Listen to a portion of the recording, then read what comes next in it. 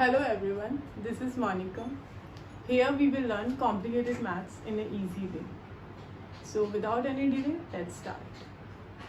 Today our topic is square and square root, exercise 6.1, class 8 NCERT, page number 93. Page number vary हो सकता है पर वैसे तो 93 ही है. Question number 8, express 49 as a sum of 7 odd number. जो कि प्रीवियस क्वेश्चन में हमने किया था कि ऑड नंबर को प्लस करके हमने उसका स्क्वायर निकाला था. ये बस उसका उल्टा ही है, it just opposite like a previous question. यहाँ पे हमें 49 को 7 ऑड नंबर्स में स्प्लिट करना है. तो ऑड नंबर्स यानी लगातार आने वाले ऑड नंबर स्टार्टिंग विथ 1. तो बस हमें 1 के बाद में लगातार आने वाले 7 ऑड नंबर लिखना है और बस हमारा काम हो गया.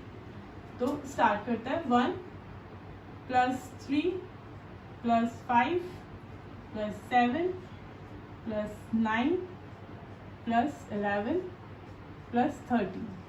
1 2 3 4 5 6 7 ये 7 नंबर आ गए.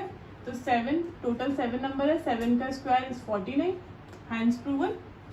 प्रीवियस क्वेश्चन की जैसा ही है.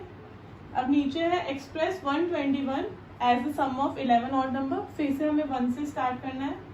1 plus 3 plus 5 plus 7 plus 9 plus 11 plus 13 plus 15 plus 17 plus 19.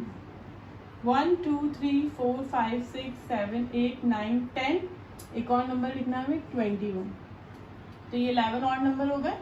11 का स्क्वायर इज 121.